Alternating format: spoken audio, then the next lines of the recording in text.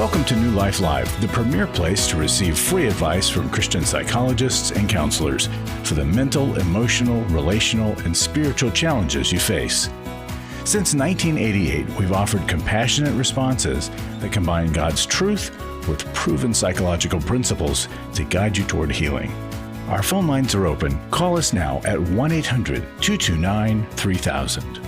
Hi, it's Brian Perez welcoming you to New Life Live. And joining me in the studio for 2 hours today are licensed marriage and family therapist Dr. Jacqui Mack-Harris. Hi, Jacqui. Hi. And clinical psychologist Dr. Alice Benton. Hello. Hi.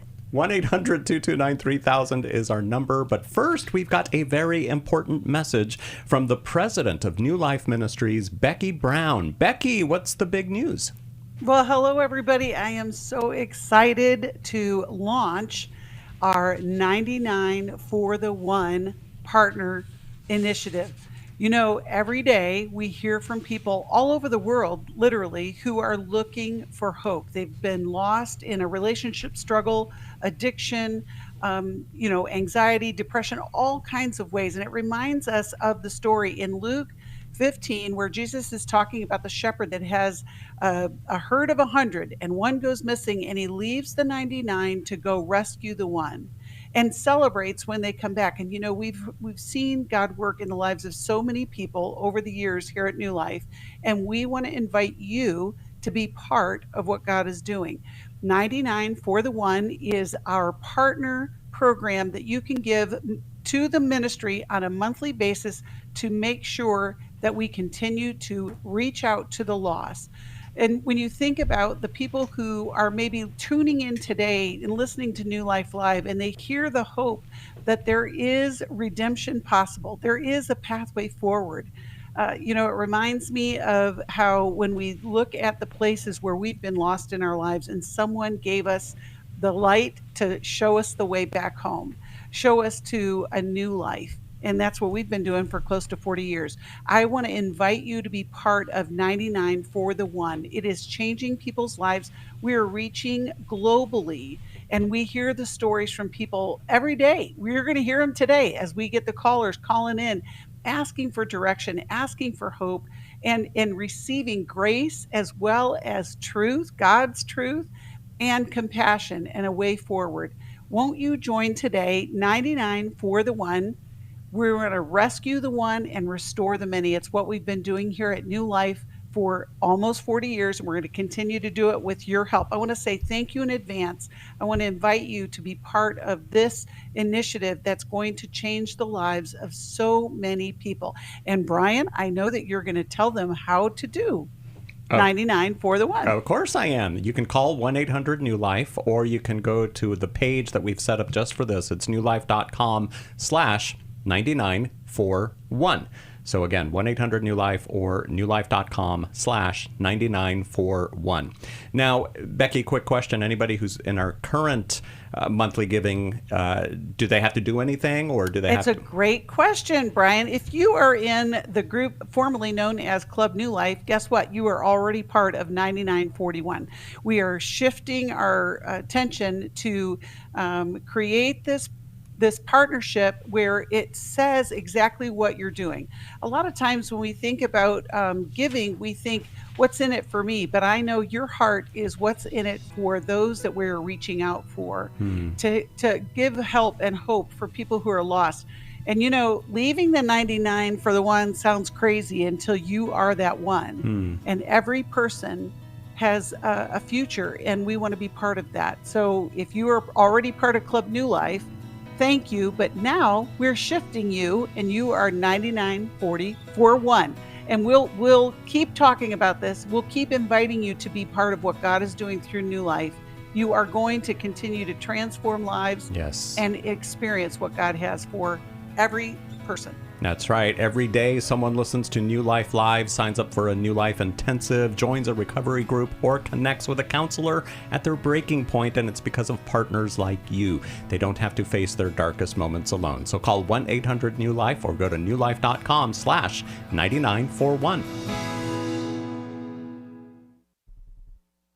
90% of Christians have trouble with sex, have trouble with marriage, have trouble with communicating, because we were not ever taught practical, basic things about intimacy, about marriage, about sex. We did a huge disservice to ourselves. When you come to intimacy and marriage, you're going to be immersed into a 3-day process. They taught us a ton of skills about connecting, about how to really help each other to feel seen and heard. If you've thought, I don't think we can ever change, we're just in this rut and we can't get out, the Intimacy in Marriage Workshop can help you get out of the rut. The Intimacy in Marriage Weekend is February 13th to the 15th in Orange County, California.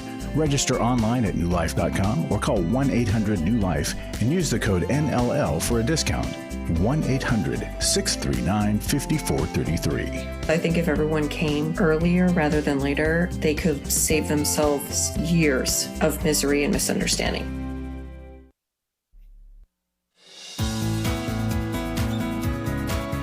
To find out more information about New Life or to order any of the resources mentioned on today's program, call 1-800-NEW-LIFE. Now back to New Life Live. If you're feeling anxious or stuck, your breakthrough can start today with one call to 1-800-229-3000. Now, if you can't call into the show when we're here, which, by the way, we're going to be in the studio for 2 hours today, and we would love to speak to you at 1-800-229-3000. You can also submit your question as an email or leave us a voicemail. And the instructions for doing that are on our website, newlife.com/radio. Go there, you'll see the phone number where you can leave a voicemail. It's different than the 1-800-229-3000, and you'll see the email address as well. So we did receive an email here from Alexis in Rochester, New York. Her question is, how do I determine if or when to introduce my 7 children aged 6 months to 13 years to my estranged mom? Alexis writes, my mom has been estranged for 12 years. My oldest son was a year old at the beginning of the estrangement, and apart from his first year, none of my children have had a relationship with her. 5 of the 7 have not met her. Alexis says, here's what I've tried. During those 12 years, I've sent messages, letters, made phone calls, and offered to join her with a therapist to work on our issues. During those 12 years, I have been blocked from her phone and social media and never got responses to letters I sent. Christmas of 2021, I sent a certified receipt letter to her asking if she would meet with me and a therapist. Sometime after that point, she unblocked me from her phone and began to ask to meet my children. When I insisted that she and I do counseling together before I would introduce my family to her, she initially refused. After another few years of silence or angry text messages, she finally agreed to meet for therapy in early 2024. The day before the meeting was scheduled, the therapist informed me that the meeting was canceled because my mom had not completed her intake form. Currently, Alexa says, 2 years and another baby later, she still wants to meet her grandchildren and is angry at me for the atrocity of the wrong I'm doing to her by not allowing her access to them. I don't want to expose my children to the yet unresolved, volatile connection with my mom. I don't trust her to provide a stable, consistent relationship for my children because I didn't and don't have that with her myself. Mm-hmm. Wow. Jacqui, where do we start on this? The question from Alexis is, how do I determine if or when? And I think she's done a lot to determine if she should meet with her mother. I mean, she put a lot of work and effort in, and if she should allow them to meet her mother, allow her children to meet her mother. It's such a sad situation, but it doesn't sound like mom is any different than Alexis has experienced her to be.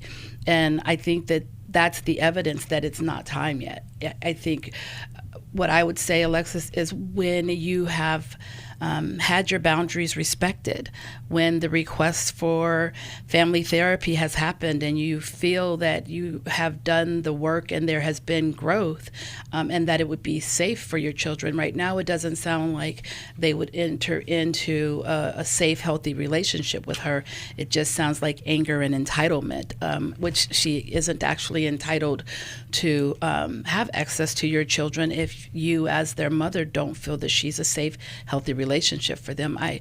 I know this has to be incredibly hard, but I do applaud you for your strength in continuing to try to have relationship with your mother, and she just isn't able or willing to meet your request, and therefore I would say she's not ready to meet your children. Alice? Alexis, if I told you that my father was physically abusive in my childhood, so I distanced myself from him, but I happened to have contact with him recently, and he hit me again right across the face. And then he told me, I really want to meet your kids, and I promise I won't do to them what I have done to you. I'm better. I'm a changed man. I'm really sorry for what I have done. When should I let my children meet my dad? You know the answer to that. And it's why your radar has been so strong already. The answer is still not yet, and tragically, maybe never. Because it all depends on your mom's willingness to show you consistently over a year and more that she is a changed woman, that she has become humble, sober, emotionally stable, and not even just getting evidence of that from her, because that's not enough. You can't trust her, but rather from a professional who can say, I've been working with your mom. This is what I'm seeing in her. She is able to take responsibility for how she treated you. She now has empathy for how her behavior affected you over all these years. Those are signs of a person becoming safe. And sadly, your mom's not showing any of those. And I think what's really getting to you lately is that she's angry at you and accusing you of being a bad daughter, of not allowing her grandchildren to have access to her. Your head knows that's not true, but because I think you're a good person who cares about your mom and wishes you could have contact between her and your children, that anger and those accusations, they get to you and you're doubting, gosh, am I being bad by doing this? Have I withheld them for too long? So you need voices like ours whom you can continue to check in with to say, my mom was nice today. Now should they meet her? You need voices like ours to say, not yet, and maybe never. Wow. And it's so hard to even say that, but the reality is you are responsible for parenting and protecting your children. And you know this person, you know the damage that can be done in relationship with them. And it is hard. And I had an experience in my life where I cut off a family member and didn't talk to them for maybe decades, probably a couple decades, because I was protecting my children and I didn't want my children to experience in relationship with this person what I had experienced. Yeah. And so I just said, no more. If anything ever happens and they need us, we will show up because we are family, but I'm not going to subject my children to being treated that way. And that's where Alexis is. But what about honoring her mom? What if that Christian principle matters to her? Yeah. And I think that you have honored your mom. You've invited her. You have wanted to do therapy with her. You haven't badmouthed her. You are just saying, we need to do some work before I can allow you in. And I think that does honor her. You're also protecting her and preventing her from causing harm to other people by not subjecting your children to her. Yeah. And I don't think honoring means subjecting yourself to danger and harm. You did present the way back, Alexis. This is how, Mom, one day you could meet my kids. Yeah. And she's the one that kept canceling. She's the one who has not followed through. So she's given you your answer. I'm not coming your way. I'm not willing to show myself to be a safer person. I'm still who I always have been. And we want salvation for her. We want sanctification for her. Jacqui, a verse comes to mind that this is in Proverbs. If you save an angry man from the consequences of his behavior, he's going to continue to be an angry man. So it's actually enabling an angry person to say, oh, come on over and go ahead and mistreat me again anyhow. Then they get to, and they will, and they won't learn their lesson. Your mom has not hit her bottom yet. Yeah. She's got a low bottom. And some people never turn around. So keep your strong stance. Make sure you have sisters around you who will give you this kind of encouragement so that you can keep protecting your kids as you've done beautifully, tragically, but you've had to. And I imagine she's probably heard callers who've called in and who are estranged and how hard that is for them. And so that might prick her heart a bit. And there are probably other people around who are telling her, oh, it's not okay. You mean you're never going to let your kids know your mom?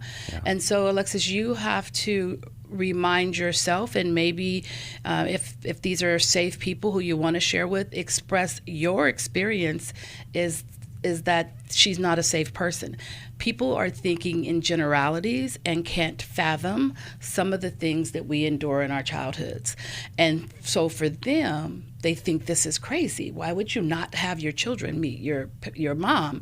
But they didn't live your life and experience that mother. Yeah. And, people will say, well, every mother loves their children and every grandmother.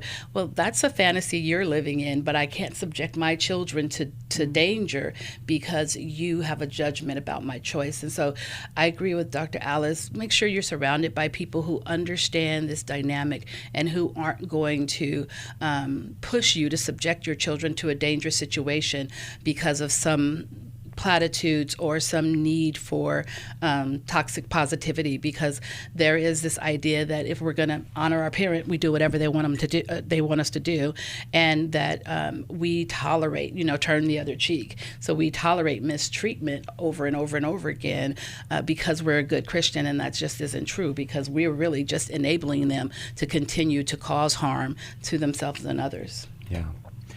I think we can honor a parent like this by praying for them, fasting from time to time for their salvation and for their healing process, and perhaps sending a card on some holidays to assuage the guilt and discomfort you feel if you have zero contact with her. So figure out those kind of ways that you can safely honor her from a distance. What would that card or letter say, though? Because should Alexis just, go on and on, I'm sorry, maybe taking blame for things and just hoping that things will improve with mom? Should she just go over and above apologizing for things that may not have even happened? Or I feel like that would be dishonest, right? The fawning that sometimes people do, because of they're trying to make this person do what they want them to do. It's unhealthy, and it's a type of manipulation. It's also protective. Our nervous system, some people fawn and other people flee and other people fight, and some people are looking for that, right? In codependent relationships, there's an expectation of this fawning. You do for me, I do for you, and this pattern just continues to go back and forth. So no, I wouldn't suggest that she apologize for anything outside of therapy, where they're working together with a good therapist to find some balance in their narratives. Yeah. I think it would be okay to stay simple, brief. Mom, I pray for you. I hope you're doing well. Please let me know if you ever do go into therapy. I like the idea, too, of waiting maybe a year and hearing from the professional therapist, how's my mom doing, as opposed to, like if mom sends a Christmas card or a Mother's Day card, that's coming up before Christmas, so we'll talk about Mother's Day. If mom were to send Alexis a Mother's Day card and, look, she reached out to me, maybe she's safe now. But no, it's like, okay, we got to see more fruit. We got to see proof that this isn't just a one-time thing. It's like the renegade employee who's always late to work or whatever, and then one day they show up on time and they're like, hey, can I get a raise? It's just like, wait a minute, hold on. One time. Right. We got to see a pattern here. Yeah. I have worked with addicts in recovery, with even predators and perpetrators in recovery who were able to present well for a solid 6 months, present really well. They were allowed back in too close, too quickly. And then that facade fell away and the old behavior resurfaced. So it can sound like 6 months. That's so long. A year? Really? Yes, because we can act well for a period of time without having true character change. Absolutely. What about the 2 steps forward, 1 step back, or 2 steps forward, 3 steps back, where let's say after a year progress is made and then they meet and everything goes well, but then something happens. Does the timeline start over again, or is it just, okay, well, let's show a little bit of grace? I guess it just depends on... I think it depends, and at that point we've re-engaged, and so now we have a conflict that we need to address. And so it just becomes, and then how we move forward depends on how that conflict resolution period is responded to. And so if something happens and mom has backtracked or regressed in some way, we're going to have a conversation about that. We might even check in with our therapist about that and see what does she do with it. Can she own it? Can she acknowledge that she had hurt someone? Can she make amends? Is she going to take steps to repair? That's going to tell us how we move forward. Yeah. It's experimental, and it's by some trial and error, because we can't expect perfection, but we have to have a certain level of safety and expectation. And so being able to say, I will try out a lunch with you out in public, just me, or maybe my 13-year-old, but if some of these old behaviors continue, then I'll have to back away again. Yeah. Very good. Good advice from Alice and Jacqui today on New Life Live. We were reading Alexis's question. She submitted it online at newlife.com/radio. If you go to that page, you will see the email address where you can submit your question, or the phone number where you can leave a voicemail. But if you'd like to talk to them in person, well, not in person, but on the phone for the next 2 hours, give us a call here in the studio. We would love to chat with you. 1-800-229-3000. We'll be back. Hi, it's Becky Brown, and I want to tell you about our upcoming webinar, From Pain to Peace. Have you ever experienced betrayal through a spouse, a partner, a parent or friend, or someone you deeply trusted? Betrayal cuts to the core, leaving emotional wounds that impact your identity, your relationships, and your faith. But you can heal. You can rebuild trust and regain your sense of safety and self-worth. This live event will walk you through the pain and into healing. It's hosted by myself, Becky Brown, and presented by licensed marriage and family therapist Laura Mangin-McDonald. Laura will present for about an hour, and then we'll have a time of Q&A. The From Pain to Peace Healing After Betrayal webinar is Thursday evening, February 26th. Call 1-800-NEW-LIFE or go online to newlife.com. Break free from trauma and emotional confusion and take real steps towards restoration. 1-800-639-5433. Do you need help for life's hard situations? My husband recently said he wanted a divorce. I'm confused on what I should do. I have an eating disorder. New Life Live answers your questions on relationships, grief, addiction, trauma, anxiety, and much more, all from a biblical perspective with our panel of professional counselors and psychologists. I learned a lot from your program. You help so many people. I appreciate your ministry. Whether you listen or watch, there are so many ways to connect with us to ask our panel of counselors a question. Call us Monday through Wednesday at 1 p.m. Eastern, 10 a.m. Pacific at 1-800-229-3000 to ask your question on New Life Live. Or go to newlife.com/radio for other ways to get your question answered. I'm trying to find help. I just want to know how to set boundaries. If it's a sin, what am I supposed to do? Need a therapist or a coach, a resource, or an intensive? Call us at 1-800-NEW-LIFE. That's 1-800-639-5433. 1-800-NEW-LIFE.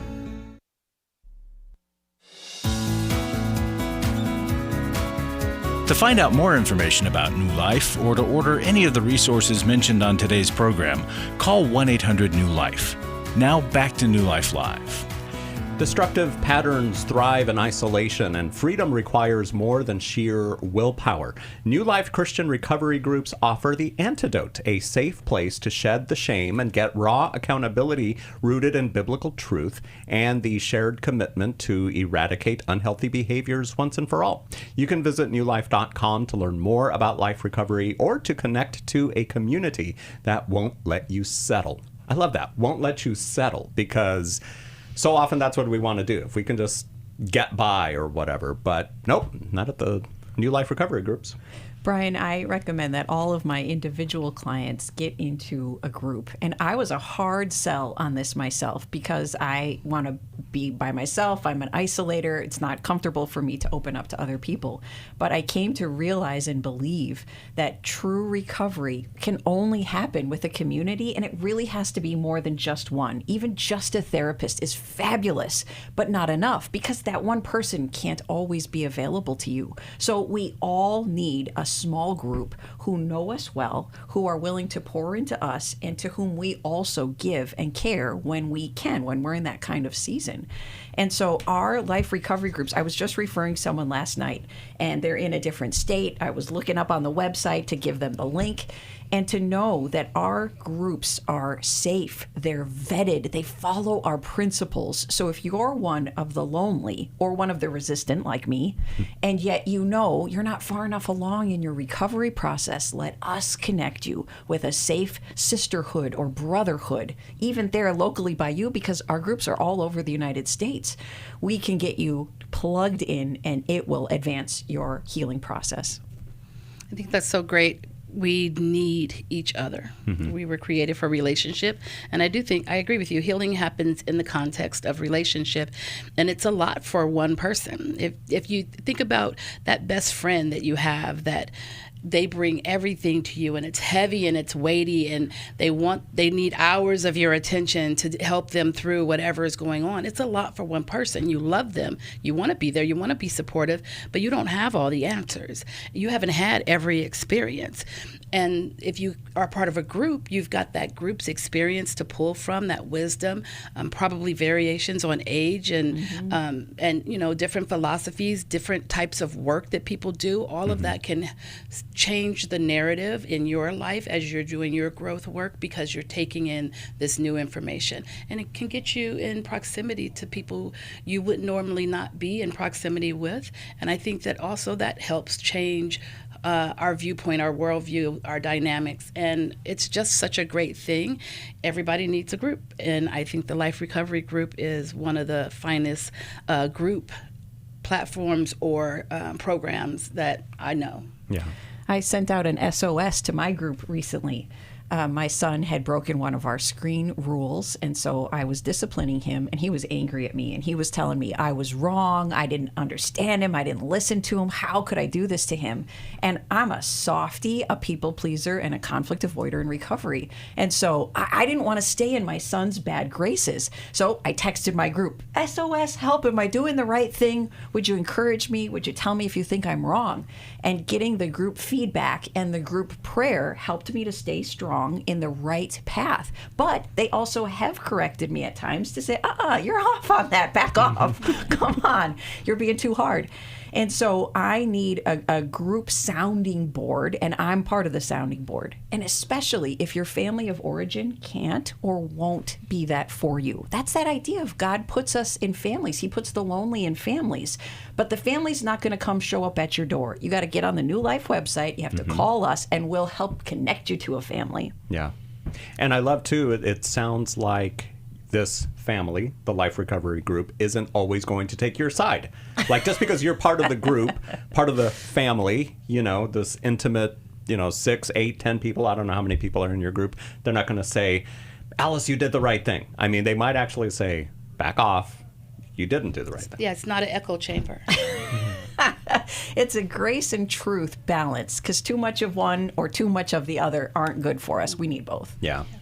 So we are 35 days into the new year. I don't think anybody has kept their New Year's resolutions to this point. If you have, great. I'm so proud of you. Maybe the only person who has kept their resolutions is the one who said, I am not making any resolutions this year, and you've stuck to that. But why is it that sheer willpower isn't enough? I mean, why do people say, this year I'm going to get in shape, I'm going to stop drinking, whatever. But then within, I think, what do they say, 10 days or something, a lot of those resolutions are out the window. Yeah. I think it is because in our mind, there's a part of us that genuinely believes we're going to do this thing. And then there are other parts of our mind that knows absolutely not, I don't want to do that. And in the moment when we make the statements, we're motivated, we are energetic, we're excited, we're looking forward. And then when the time actually comes to do, we realize it's going to take a different kind of energy to do it than it takes to think about it. Yeah. And for some people, the thinking about it and naming it is as far as they get. Once you've said it, for some people, it's done. It's why some people are like, well, I told you I was going to do that. And you're like, well, that's great that you told me you were going to do that, but you haven't done that. And so I'm still waiting. That need still hasn't been met. So I just think it's human nature. We have parts that want to do things. It takes more than willpower, though. It takes maybe some support. The spirit is willing, but the flesh is weak. Why do I keep doing the very thing I don't want to do? And the times my habits have stuck, my better habits have stuck with me, it's because I relied on other people, not just myself. I'm too weak on my own. You can find out more about life recovery groups. Find one near you by going to our website, newlife.com, or you can call us and we'll guide you through the process. 1-800-NEW-LIFE is the number to call. And life recovery groups, definitely something you need to look into. We'll go to the phones when we come back on New Life Live. My sexual integrity was not what it should have been. In 2012, I sought out affairs, whether physical or emotional. Until I came to Every Man's Battle, I didn't understand that would never fill that void. Every day, men struggle with sexual integrity. Impure thoughts, strip clubs, affairs, pornography. The shame and guilt was overwhelming. For over 20 years, New Life Ministries has been helping men regain their integrity through their one-of-a-kind Every Man's Battle Intensive. You will discover what the true root of your pain is, and you will discover how to overcome. You don't have to struggle any longer. The Every Man's Battle Intensive is being held online as a one-day event Saturday, February 28th. Call 1-800-NEW-LIFE to register or to find out more. 1-800-639-5433 or online at newlife.com. Enter the code NLL for a discount. Every Man's Battle saved my life. 1-800-NEWLIFE and the discount code NLL. There's a place where real healing begins, where truth meets grace, and where transformation starts. New Life Recovery Groups offers a Christ-centered, supportive community for growth, healing, and restoration.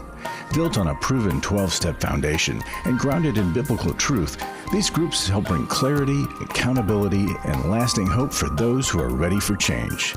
And when deeper personal guidance is needed, one-on-one coaching and counseling are available, walking with you every step of the way. Here, lives are renewed, stories are rewritten, and hope is restored. You're not alone. You're not judged. You're welcomed into a community that believes God is still at work in your story. Take the next step toward healing. Join a New Life Recovery Group today, online or in person. Visit newlife.com/groups or call 1-800-NEW-LIFE. Find healing, find community, find new life.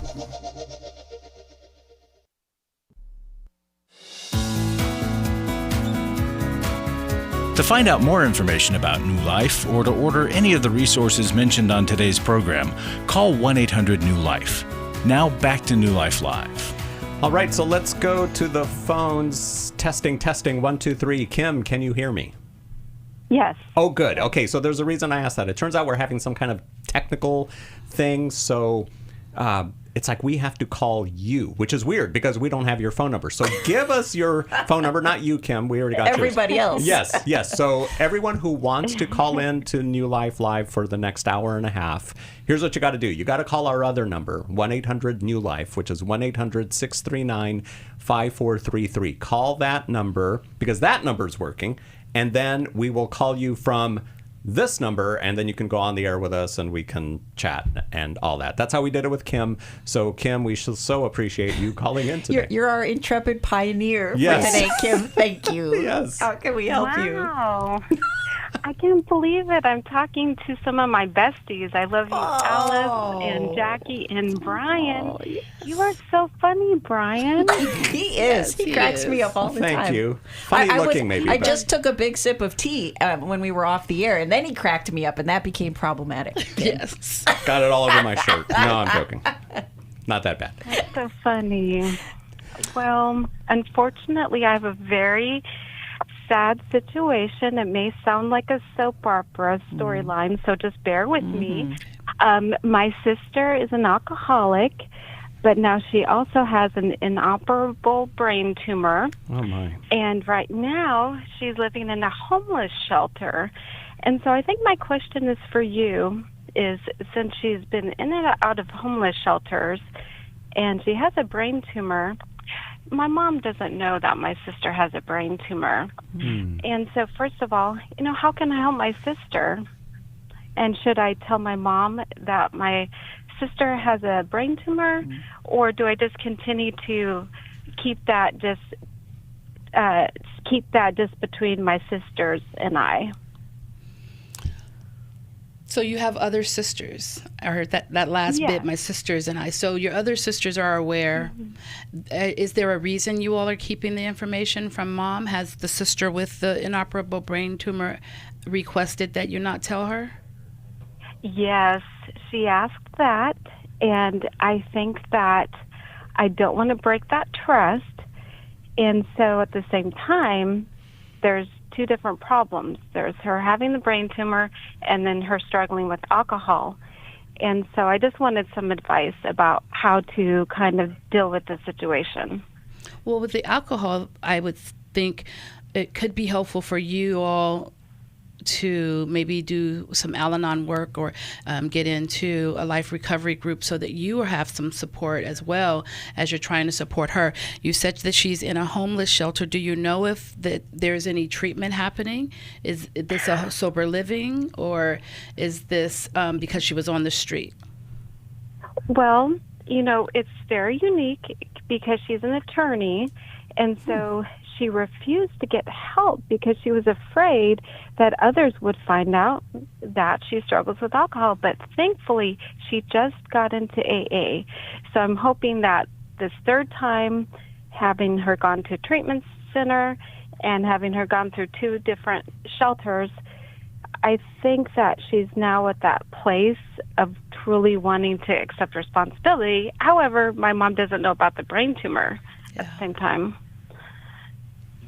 Dallas. This is great news that she started AA. There might be a new humility, a little bit, a glimpse of humility in her. So that can change how you might help her. Because as I'm sure you know, if we give too much help when a person is refusing to get into recovery, it tends to enable their ongoing substance use. But if you see that she will continue to receive help, then the family coming together to serve her, it might actually be good timing. A couple of other questions. Do you think your mother should know about the tumor? And are there any mental health or physical ailment reasons why your mother couldn't handle that news? Yes, there is. When I was younger, my mom actually attempted suicide. And so I think that I really feel best about keeping this news from my mom. And so, perhaps if you can kind of give me insight about that. I feel as if it's not necessary. It's a non-cancerous tumor. However, I feel as if my sister may only have a few years left to live by looking at her actual health, because her health is not good at all right now. And if she's coming towards the end of her life, despite your mother's historical instability, should your mother know that? Would she want to spend more time with her daughter? Would she regret not knowing some part of the information if your sister were to die suddenly or quickly? Right. Unfortunately, my mom is not doing very well physically for herself right now. And part of the problem was that my sister was living with my mom, and my mom was actually enabling her. And so I think that there was a lot of codependency and enmeshment. And I had some hard conversations with my mom, and that's when my mom eventually released her out of her home, and she felt like the best thing was for my sister to have to want to seek treatment before my mom would allow her to continue living in the home. So that was probably part of what led her to accepting AA, because she lost her home with your mom. I think so. Oh, I need to highlight that, because it feels so cold-hearted to tell someone struggling with addiction, if you won't get help, you may not stay in my home. And then for your mother to actually follow through, it must have broken her heart. And yet, because addiction is so evil and pervasive and strong, it takes allowing a person to have that kind of crisis that sometimes then makes them more willing to accept help. So I just applaud you that you encouraged your mom to do that, and she was amazingly able to follow through. It makes me think your mom might be tougher than she has seemed. She's got some chutzpah in her.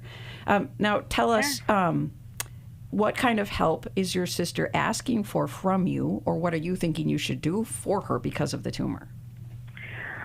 Unfortunately, my sister is not very close to me. And so what had happened is that it really got to a crisis point where my sister wandered off in the snow. This is in another state in South Dakota. And so she had to be taken to the hospital. And so it's really hit a crisis point. My sister does not really want to talk to me very much about the situation. So unfortunately, I don't have a lot of leeway with her, but I did send her a Life Recovery Bible. And, I have tried to encourage her over the phone, although I haven't had that opportunity recently to talk with her other than send her the Life Recovery Bible. It sounds like your help is definitely long distance and almost more about what you can do so that inside you don't feel like you've abandoned. Because if sister isn't in relationship with you, in communication with you, and doesn't really want to share with you, she's not asking anything of you, then it leaves you to pray for her. It leaves you, if she has children, maybe to check on them, to be supportive with mom, as mom is standing her ground and not letting her come back unless she continues in AA.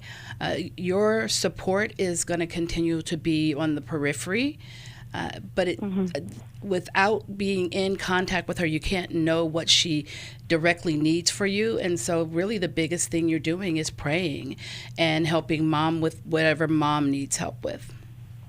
Okay. I appreciate that. And I think as I continue along, though, continuing to keep that brain tumor a secret from my mom, I still feel as if that's the best thing to do because my mom's health is very fragile right now as well. Well, and you said that it is a benign tumor and that it's inoperable.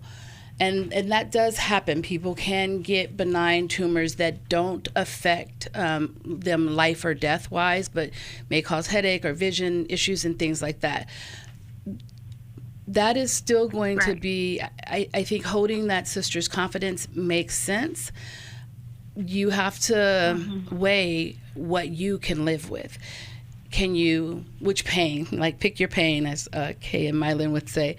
Would you rather live with feeling like you divulged something that your sister didn't want you to divulge and whatever response your mom has, or keeping it from her and having mom find out and be upset with you?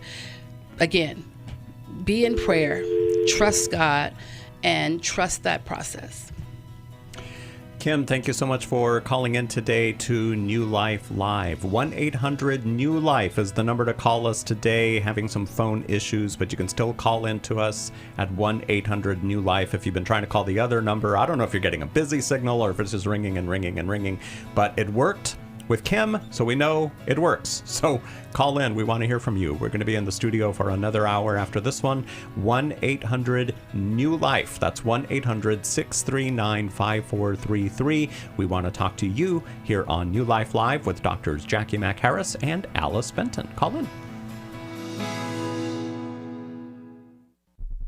My husband addicted to pornography for the majority of our marriage. I was very isolated and didn't really know which way to turn. If you've been affected by betrayal, an emotional or physical affair, or pornography, the Restore Intensive will equip you with support and tools to help you through.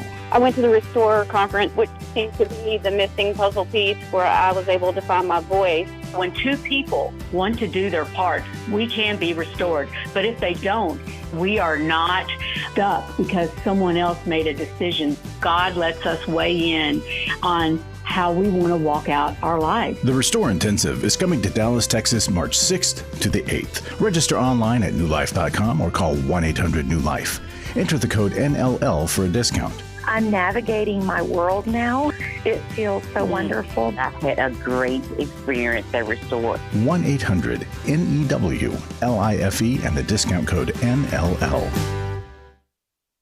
For over 35 years, New Life has been the most trusted name in Christian counseling. Your ministry has saved my life. If you struggle with emotional hurt, family or marriage problems, the pit of depression, or the pain of addiction, we can help. I'm down 100 pounds now from what I was. I found a counselor through New Life Ministries, and it's just been outstanding. Our treatment programs provide clinically appropriate solutions from licensed professionals, all in a biblical framework. I have had problems with alcohol. I think God has ordained this place to be His. You don't have to be a prisoner of your pain. Help is available at 1-800-NEW-LIFE. She tells me that I'm a new man, and I feel like a new man. It worked for me, and it can work for them too. This time it is different. If you're ready to take the first steps toward genuine spiritual and emotional healing, call us today at 1-800-NEW-LIFE. God can open the door for a better tomorrow. To get someone that's competent, that's good at what they do, it's been like day and night compared to what I've had before. Call 1-800-639-5433.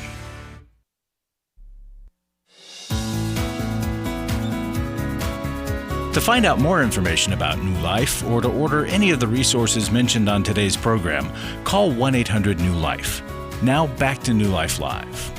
We were just speaking with Kim, who watches us on YouTube. Thanks so much for calling in today. Don't forget, today only, the number to call to get on the air with us, 1-800-NEW-LIFE, 1-800-639-5433. We'll be in the studio for another hour after this one is complete. But Alice, I think you had something else you wanted to say to Kim. I want to talk about getting trapped into secret keeping when it might not serve you, or in your case, Kim, serve you and your mom. And you're in a gray situation. So I'm just going to give you an overall principle, and then you'll have to think and pray about how it applies to you. I was just laughing with my kids the other night, telling them, if you are going to try to tell me a secret, I have to always warn you before you say it. I can't necessarily keep your secrets. If it's naughty, if it's breaking a rule, if it's hurting somebody else, I won't agree to keep your secret. But I had to learn that the hard way because I feel pulled in when someone wants to confide in me. Oh, I like secrets? Go ahead, tell me the secret. But I've been given information that I then found out I cannot keep this, but now I'm stuck because you trust me to keep your secret. So taking a stance going forward of I am not necessarily a secret keeper, so you be careful what you're going to tell me because I can't guarantee that I'll keep it private. But I think we can also work our way out of being burdened with an unhealthy secret by going back, like in Kim's situation, to the sister to say, I know you want this kept secret, but I've thought, prayed about it, and gotten counsel, and I no longer think it serves you, me, or mom to keep this from her. So I'll give you two choices. Either I will have to tell her or you can tell her. I think it'll be better if you do, but I'll have to get confirmation that you have told her. But I can no longer hold this secret anymore. And by giving a person two options like that, it safeguards the relationship a little more. She'll still probably be angry, but you're giving her some decision-making power. If I were a mom and my child was suffering from such an awful medical problem, even though it would destabilize me and my world, I would be pretty upset if that information were withheld from me. Kim, I think you're trying to help manage whether or not your mother can't handle this information and whether or not she might then take her life. Now, that's a horrific position for you to be put in. Yeah. But we don't get to control how other people respond to information, to news. So I want you to pray about whether or not you're in a codependent relationship with your mom where you have to overprotect her from information that a mother should perhaps have. I don't think there's a clear-cut right or wrong answer, but I don't want you to just stay firm on never telling her. Think and pray about it and check on whether or not your mother might regret it, not knowing about it. I think you could even ask your mom, Mom, would you ever want to know if tough things happen to us? You know, like my sister went into the shelter recently, and that's hard information. I want to be careful about your head and your heart, Mom. Do you want to know if tough problems occur in the lives of your daughters? That might give you better information of whether or not to proceed. I would also recommend, Kim, for you to consider maybe doing some trauma work. That's a horrific experience for a child to endure. Yes. And because that trauma sits in you, you make choices based on that experience. And healing your attachment could also reduce some of the codependency because you were over functioning for mom. as a result of her suicide attempt when you were a child, most likely. Is it honoring to our parents to keep secrets from them when we fear that maybe they won't take it well, or whatever, whether it's a health crisis, or maybe if you're going through marital problems or whatever, it's like, do I want to worry my mom with this? Because moms worry, especially, they're just gonna, so is it best to just... Well, I'm not a great secret keeper. And so I just tell people, like, I am not a refrigerator. I'm not going to keep it. Even growing up in South Central, drop me off, because I'm going to tell. I am not the no snitch. I'm not going down for anything anybody did. That's why Jacqui always rode the bus, because all her friends just like, get out. Yeah. Yes, I am not. I'm not going. So I think they need to know all the things. I want to know all the things, but I do know that there are things that I don't know about my kids that they keep between each other. And one of the things my mom used to say when I was growing up, if you can't tell me, tell somebody. Mm-hmm. And so I think whoever has the issue, I think they need to deal with it how they need to deal with it.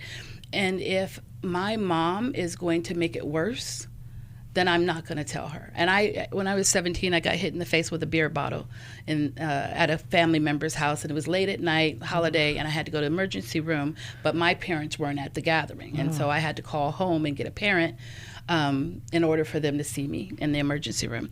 And so I called my dad, and I asked if he was in the room with my mom, and he said yes. And I asked if he would go to another room, and he did. My mom said he answered the phone, said yes, and put the phone down. He went to the kitchen, and I told him what happened and asked him to meet me at the hospital and not to tell her. And he did. And it was because I needed care and not her hysterics. My mom has fainting spells and doesn't do well with drama. And everybody knew that. Now, granted, we had that happen. I went back to my cousin's house. My dad went home, and we went on with the weekend as though nothing happened. And then I came home on Sunday and went to hug my mom, and she saw my face. Yeah. And so everybody was in trouble. She was not happy. Would I do the same thing again? Absolutely. Even Dad was probably in trouble too. Everybody, my cousins whose house I was over, their parents were in trouble. But everybody was protecting themselves and her because we know how she responds to difficult things. Yeah. Fast forward, I am now in my 50s, and I fell skating and broke my arm and leg and needed to go to the emergency room. And my instinct was to have someone else take me. And so I said, someone else should drive me. And my mother was like, you think I'm going to let somebody else? And she just, and I was like, okay, no, you got it. You're caregiving today. Sure, all right. And she did. She needed to take care of me that day. But it's probably a life of me not allowing that, because when I was little, she couldn't. She didn't have what I needed. And so I then don't trust her to do it now that I'm an adult. And so I got a corrective experience when I fell, because my mom was doing my laundry and making meals for me and bringing things upstairs because I couldn't go downstairs. And so I had to heal. But because of how I interacted with her as a young child, I didn't trust her to handle my hard things. And, Kim's family might be in a similar situation, which is why I say pray, because that requires healing. It is interesting that your mom responded better than she would have historically, and she was still heightened, but it was a pleasant surprise to you. So we can base our assumptions on the past, and oftentimes the past does let us know what the future will be like, repeating behavior patterns. But sometimes people surprise us with a better response. I would say that reality is almost always our friend, no matter how disruptive it is. It tends to serve us to have the information of what's going on around us. But I have been deceptive and manipulative at times in keeping secrets. And my heart posture in doing that was people-pleasing and controlling the outcome, because I didn't want people to be mad at me. So we have to wonder, am I doing this with the purpose of deceiving? But lastly, not everybody needs to know everything. So if you ask me how I'm doing, I don't have to tell you that I have a rash, because you don't need to know everything going on with me. Right. I won't ask. Hey, in case you joined the show late and missed the announcement from our president, Becky Brown, at the start of the show, I encourage you to listen later on our YouTube channel, newlife.com, or the New Life app. Here's a summary. At New Life, we believe everyone matters. So, inspired by Luke 15, we're launching 9941 Partners, a new way to bring consistent hope to those who feel lost. Learn more today and sign up at newlife.com/9941. I think it'd be great if on day one of 9941, we got 99 new members. At least a monthly gift of any amount makes you a member. newlife.com/9941. All right, we'll be in the studio for another hour. 1-800-NEW-LIFE. Thanks for listening. We hope this program has helped you by giving you insights for handling the challenges you face in your life.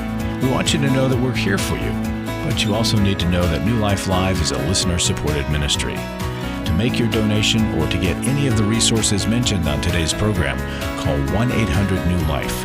That's 1-800-639-5433 or online at newlife.com. Please join us again tomorrow for New Life Live.